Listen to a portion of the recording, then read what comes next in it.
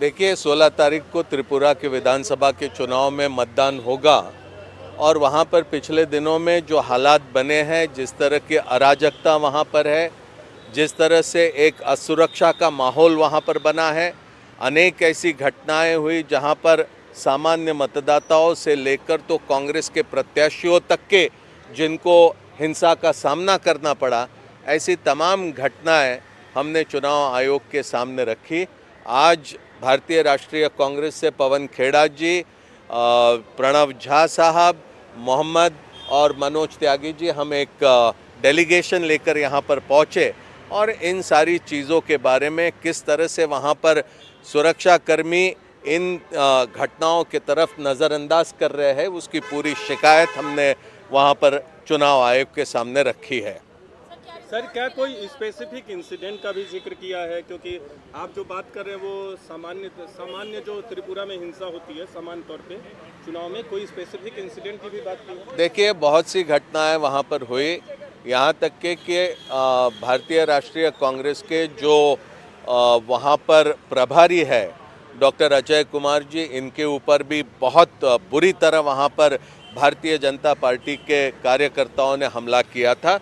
लेकिन उसी के साथ साथ मोहनपुर, चारीलाम, माधुपुर, ब्रजपुर, सुरमा, खैरपुर, सूर्यपारा, ऐसी विभिन्न जगहों पर कई सारी घटनाएं हुई है।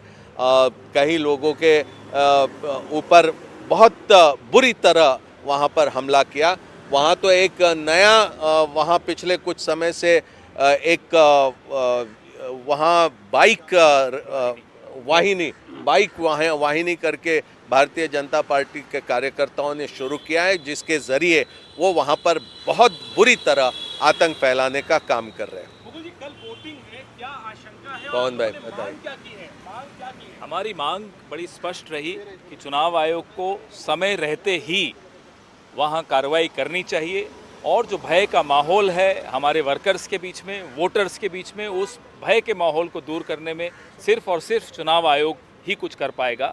चुनाव आयोग ने आश्वासन दिया कि वो बिल्कुल जागरूक हैं और वो इस तरह की घटनाओं की पुनरावृत्ति नहीं होने देंगे। इस तरह की हिंसा के लिए आपने किसको जिम्मेदार बताया चुनाव आयोग? स्पष्ट तौर पे भारतीय जनता पार्टी जिम्मेदार है। हमारे डेलीगेशन के प्रमुख मुकुल वासनिक जी ने एक बड़ा महत्वपूर्ण मुद्दा उठाया कि कैसे गृह मंत्री ने वहां जाकर चुनाव अधिकारियों से रात को 1 बजे बैठक की, जो किसी को समझ में नहीं आ रहा कि क्यों गृह मंत्री इस तरह से चुनाव आयोग के अधिकारियों से वहां बैठक कर रहे हैं, क्या उनको निर्देश दिए। तो इस पर भी चुनाव आयोग ने आश्वासन दिया कि वो इस पर पूरी रिपोर्ट मंगवाएंगे।